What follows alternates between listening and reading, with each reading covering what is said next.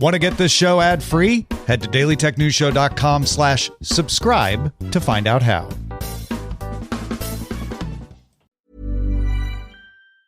Did you know that foreign investors are quietly funding lawsuits in American courts through a practice called third-party litigation funding? Shadowy overseas funders are paying to sue American companies in our courts, and they don't pay a dime in U.S. taxes if there is an award or settlement.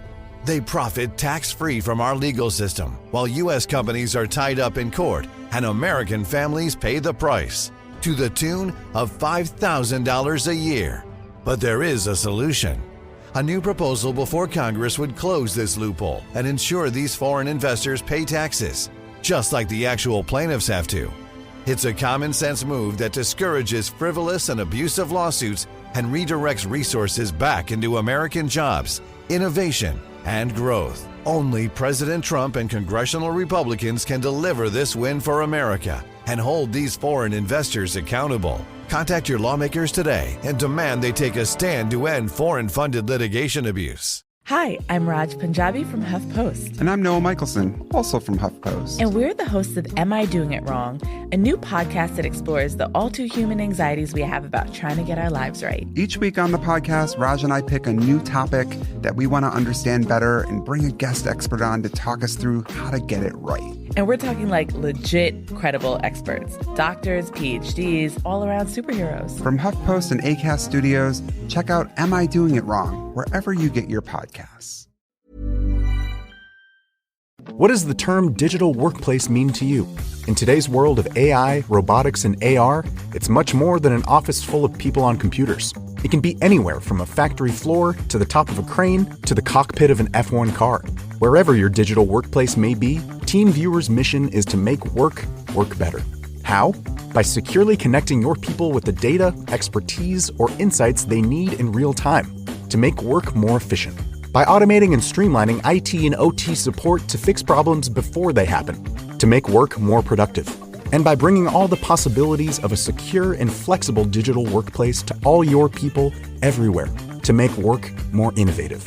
So discover how TeamViewer can make work better, wherever it happens across your business. Learn more at teamviewer.com/workbetter. These are the Daily Tech Headlines for Thursday, May 29th, 2025. I'm Rob Dunwood. Apple plans to rename its operating systems, shifting to a yearly designation instead of sequentially numbered updates like iOS 19. The update following iOS 18 will be named iOS 26.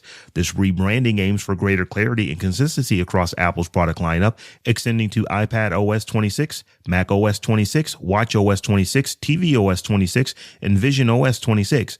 These changes are expected to be unveiled at Apple's Worldwide Developer Conference, which kicks off June 9th.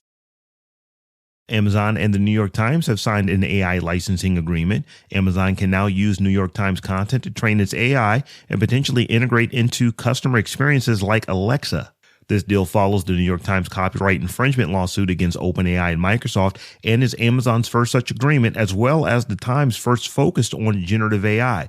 While terms are undisclosed, Amazon will link to Times products, allowing users to access full content. The Times aims to value its work through commercial deals and protect its IP. OpenAI has made similar deals with other publishers.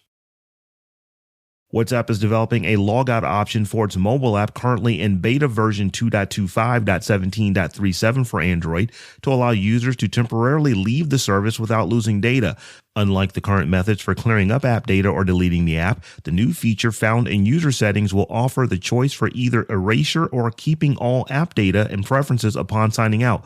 The keep all data and preferences option will be particularly useful for temporary breaks or single SIM users switching accounts, preserving the account state. While the web and desktop versions already have a logout button, the release timeline for this mobile feature on Android and iOS remains unclear.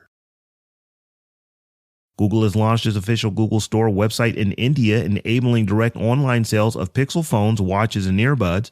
This direct-to-consumer strategy, similar to Apple's, precedes the anticipated opening of Google's first physical retail stores in India, as reported by Reuters. Previously, Google's products were available through authorized retailers and Flipkart. This move aims to replicate Apple's successful retail model, despite Apple currently holding a significant lead in India's premium smartphone market, with 55% share compared to Pixel's 2% in a market of of approximately 712 million smartphone users.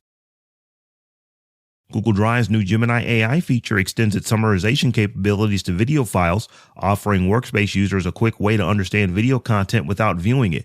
This feature, accessible through a chatbot interface in the Drive previewer or a new browser tab, requires captions to be enabled. It can summarize footage or extract specific information like action items from meetings or key updates from announcements, saving users time on manual review and note-taking. The English language feature is available to Google Workspace and Google One AI Premium subscribers, as well as those with Gemini Business or Enterprise add-ons, with a rollout period of a few weeks. Amazon and Stellantis confirmed the winding down of their Smart Cockpit project, a joint effort to develop in-car software intended to enhance the driving experience and their respective technology positions. This decision, described as mutual, marks another instance of traditional automakers encountering challenges in collaborating with Silicon Valley firms to integrate advanced vehicle software. Despite the termination of the Smart Cockpit initiative, both companies stated that Stellantis remains a valuable partner for Amazon, and they continue to collaborate on other projects.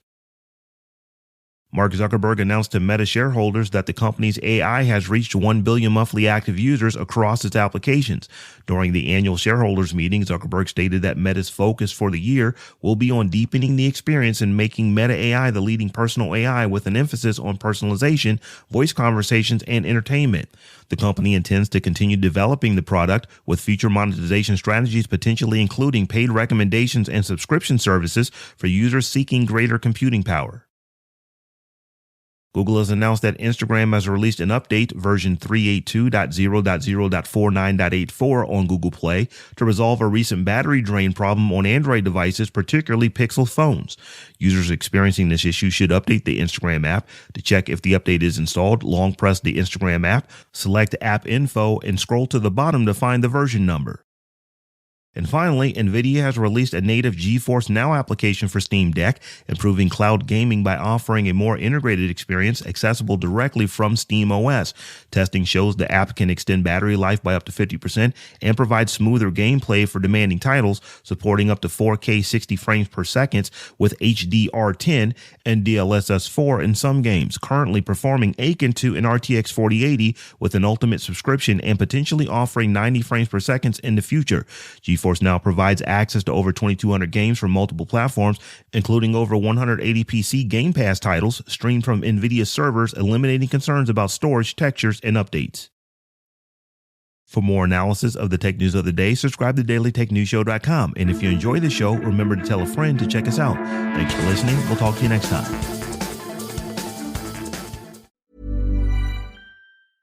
Now at Verizon, we have some big news for your peace of mind. For all our customers, existing and new, we're locking in low prices for 3 years guaranteed on My Plan and My Home. That's future you peace of mind. And everyone can save on a brand new phone on My Plan when you trade in any phone from one of our top brands. That's new phone peace of mind. Because at Verizon, whether you're already a customer or you're just joining us, we got you.